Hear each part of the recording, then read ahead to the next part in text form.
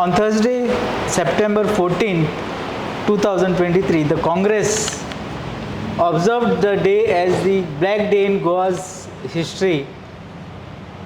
As the same day in 2022, 8 Congress MLAs defected from Congress to BJP. And Congress says that this is a spot in the history of Goan politics. Now, there are various versions of whether this was a correct move, wrong move. The disqualification petitions have been filed. They are still going on in the High Court as well as the Speaker of Goa Legislative Assembly's chamber. To discuss all these things, we have with us a member of the 8-member group which defected from Congress to BJP. We are going to ask Mr. Alexio Sequeira, the former power minister in Goa government, whether this move was right, whether this move was for development of the people or as is being alleged for self-interest. Welcome, Alex Bob. Thank you.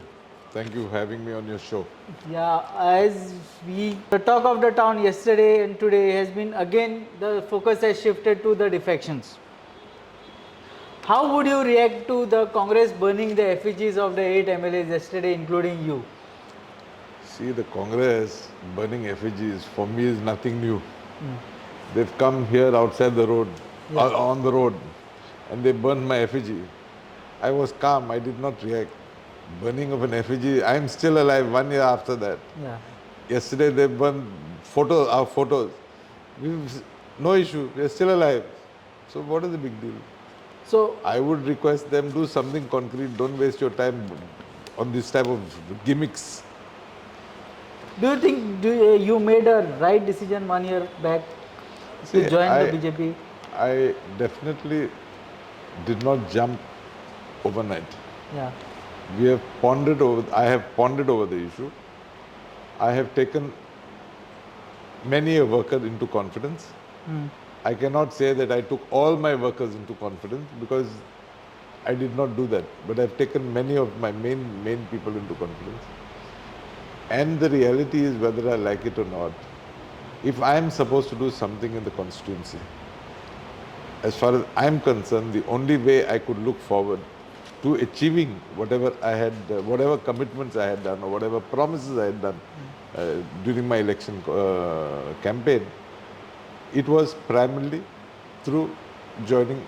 The only way would have been by joining the BJP. And therefore, I took a conscientious decision.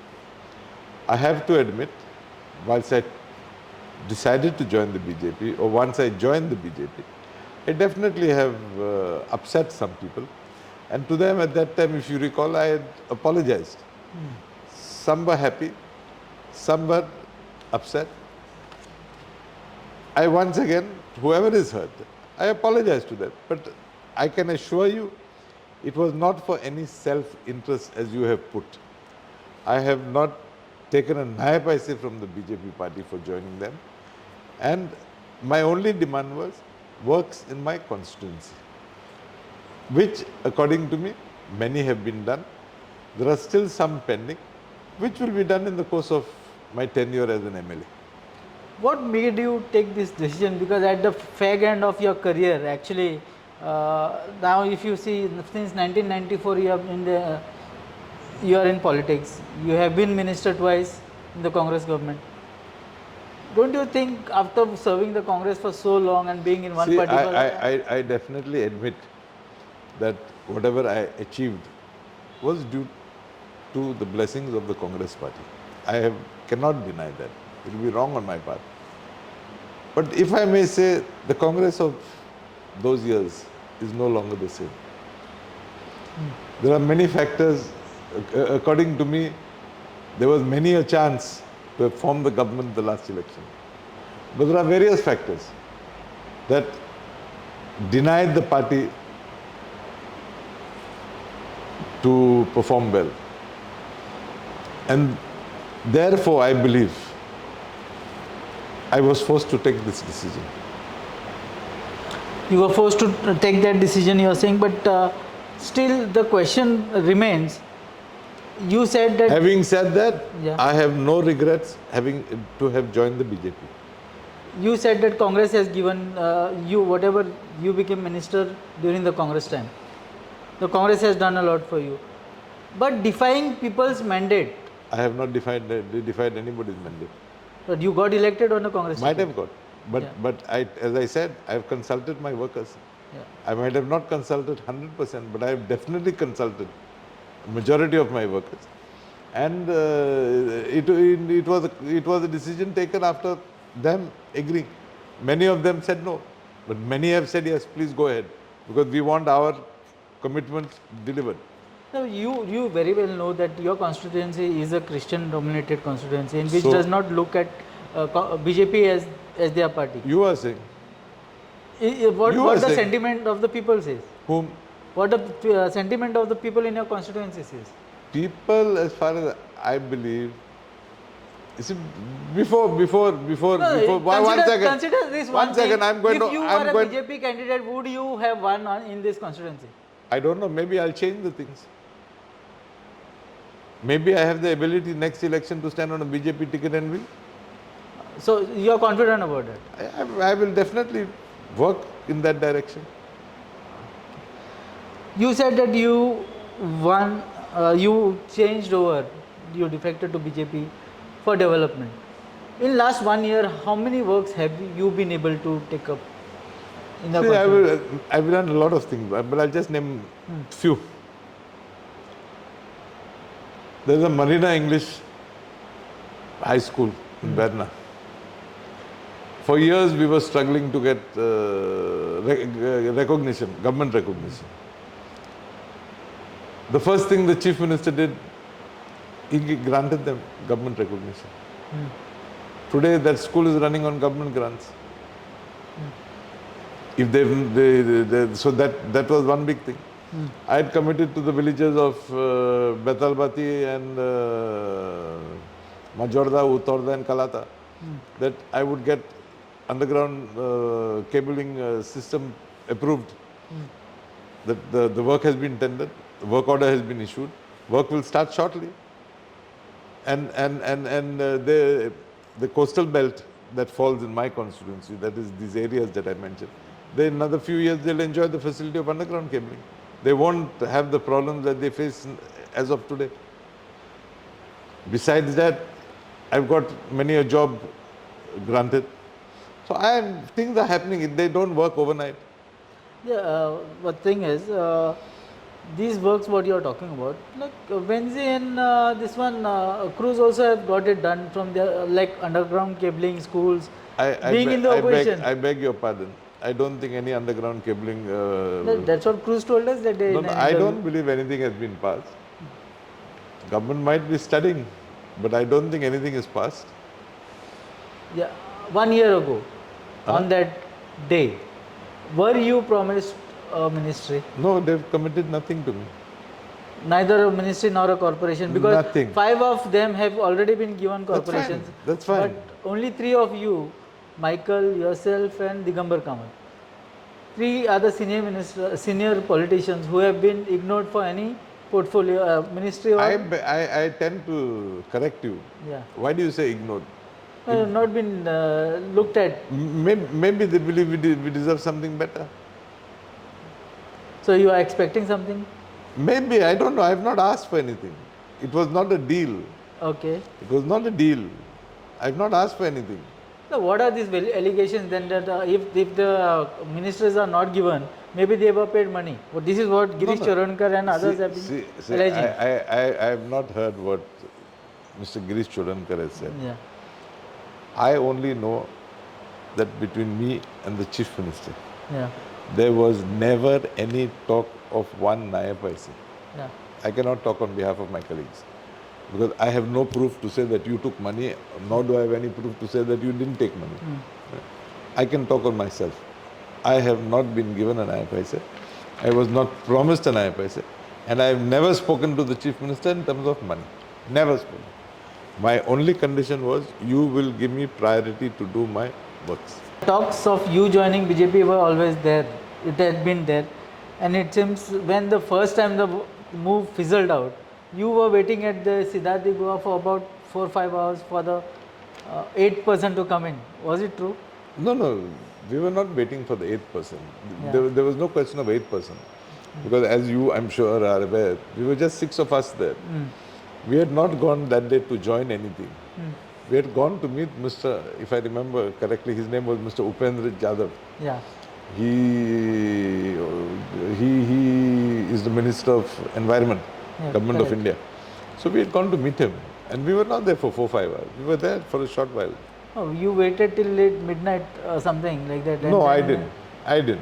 I left to come home by about 10 o'clock in the night. Now joining BJP, see you have been in politics since 94, almost 25 years, Okay. more than that.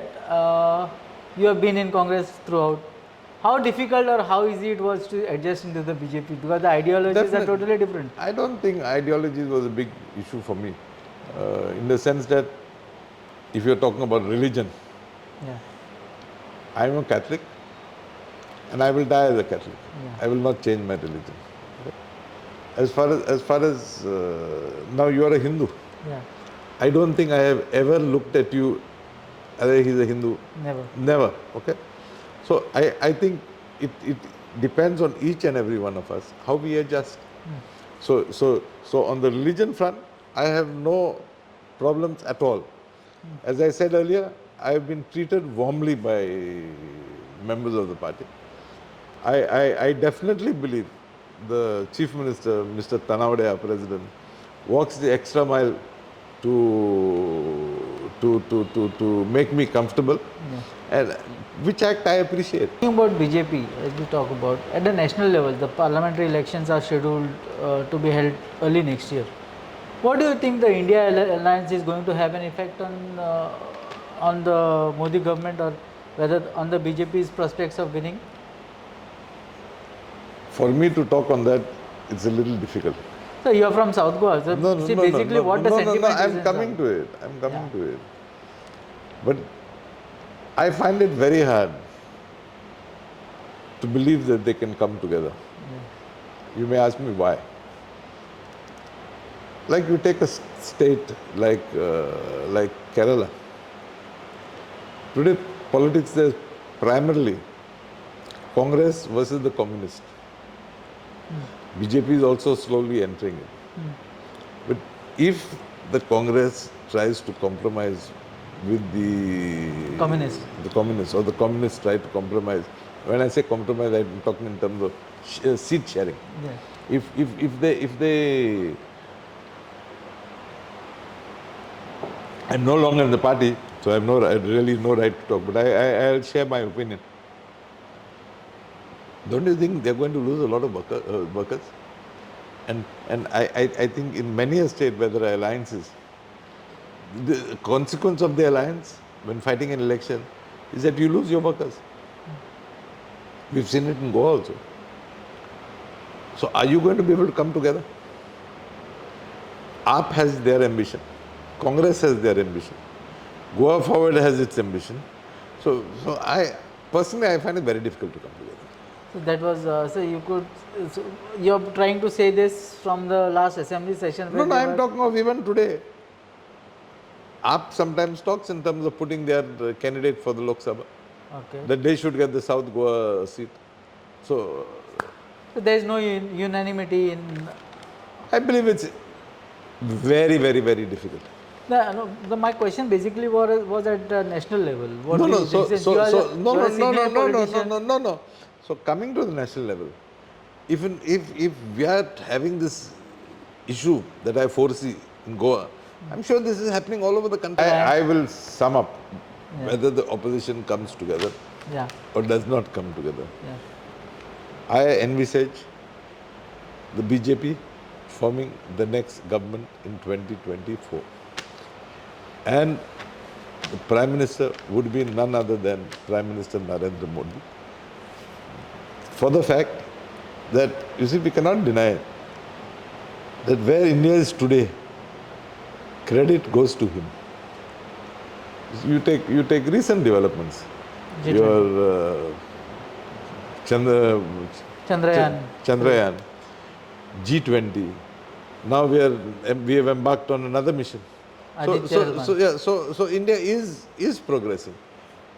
whether you like it or not, you cannot deny the fact that the status of the country vis-a-vis the rest of the world has definitely shot up. One question I would want to ask, everybody wants to know about.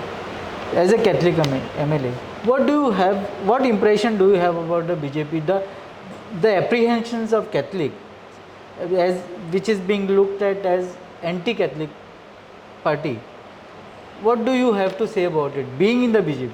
I believe that there are radical elements in all religions, be it the Hindus, be it the Catholics, be it the Muslims, Sikhs. By and large, every religion has some element of fundamentalism. We have to definitely control that. BJP, I see, as far as I am concerned, if you're talking of Goa. Yeah. And even at the national level. No, let's talk of Goa. Yeah. Don't you think there was a big hand of Catholics to bring BJP to power in 2012? True. So, now suddenly you feel threatened? You brought the first BJP government in Goa. Now what is that? No. Now you're sermonizing on me on my religion. I know my faith. I know my religion.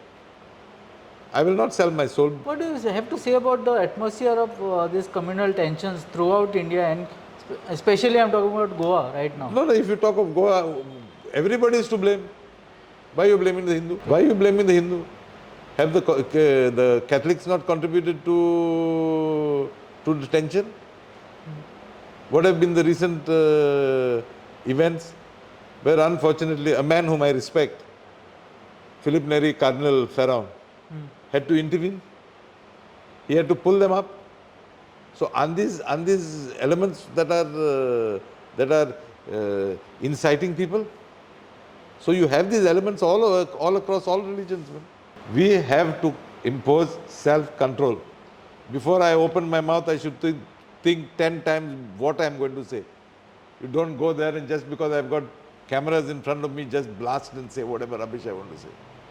And I'm saying whatever I'm saying concerns the Catholics, the Hindus, Muslims, Sikhs, whoever. Think 10 times before you open your mouth. Alex, last couple of questions to you. One is the house demolition in Verna. What do you have to say about it? The house demolition in Verna, you are trying to ask me what was my role? Yeah. I had no role. As far as I am concerned, I know the lady, and I don't think I am wrong when I am going to say that she has voted for me all my elections. Okay? I know that the lady. I believe from the papers she showed me that there was a demolition order issued way back in 2017. After that, what happened? I do not know, because they never came back to me vis-a-vis the house issue. I know that I had got her the water connection, light connection released under the Health Act. But the Health Act does not give you ownership rights. Under the Act, it is very clearly said that should any order come vis-a-vis illegalities or whatever, the department has the right to disconnect your power connection, disconnect your water connection. On the day of the incident, she came to meet me. But when did they come to meet me? After the demolition started.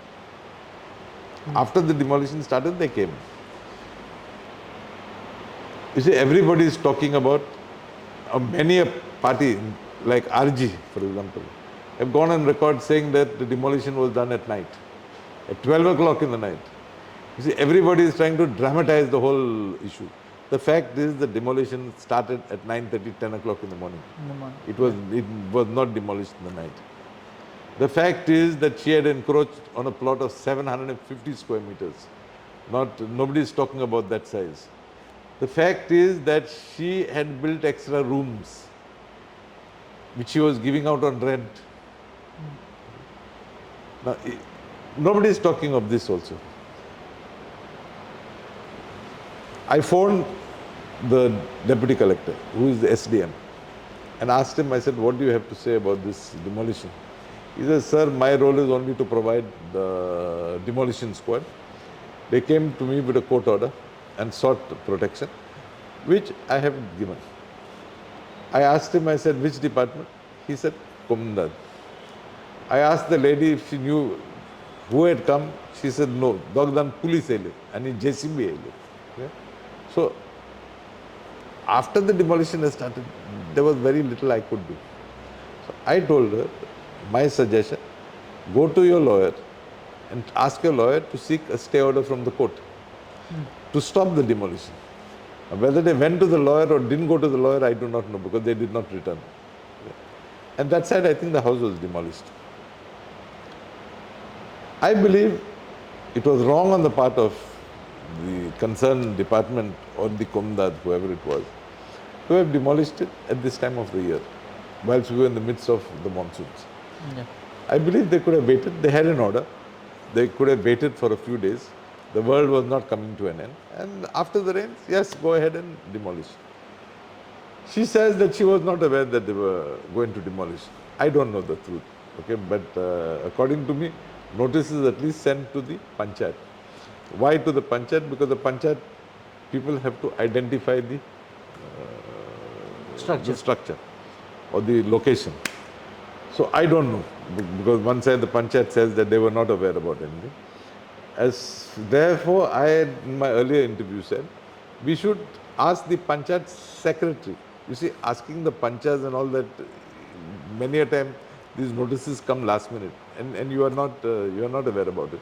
So I believe clarification should have been sought with the Panchayat secretary. Now my question here is, see, there are hundreds and thousands of houses on Communal land all over Goa. I agree with you. Yeah. Why this particular house was? No, because maybe there was demolition order on this particular structure.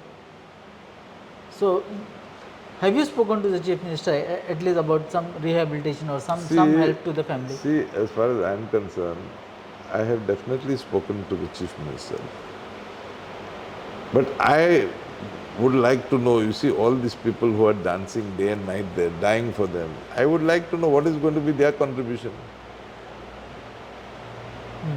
You see, everybody is talking. The fact is, you can't build a house without getting a plot of land. Correct. So first, we have to start with the land. Are you willing to give the land? No. Everybody is talking, but nobody is coming with any concrete thing. That said, bank accounts have been opened. I'm told money is flowing in from people from abroad. Correct. But first, arrange the land. And it can't be done overnight. She says they've approached the Kumdad. I spoke yesterday to one of the Kumdad members. He tells me they were willing to give her, they told her to apply. I swear I spoke yesterday. Okay. He said she replied to them, "Tuka zatten ami apply kornam." But on TV she's saying, "Ami gelle, am plot magpa gelle tenkore." He says something totally opposite. Whom do you believe? See, I am willing to help. Yeah. But I believe there is no point sitting before your camera and making a big tamasha. We have to get down to doing something. However, I am willing to help if they approach me. Okay. You see, because maybe you as Suraj can do something better than what I can do. So let them decide which side they would like to go. Thank you, Alex Bab. You spoke your heart out. Whatever you knew about the defection, the Verna House demolition, entering BJP, you answered all our questions. We wish you all the best, and whatever has been promised or not promised by the BJP. Well, sometimes you see, becoming a minister carries a lot of weight. Sometimes it's better remaining as an MLA also. I've seen this from 94. Yes, in between I was not there for 2 terms. Yeah. But whatever position has responsibilities. This way, I have no responsibility vis-a-vis the government. So I'm comfortable, I'm happy. Thank you very much, Alex Bab. I have to thank you for giving me the privilege of sitting with you and having this interview on your channel. And whilst we end this interview, I would like to wish everybody a happy Ganesh Thank you very festival. much.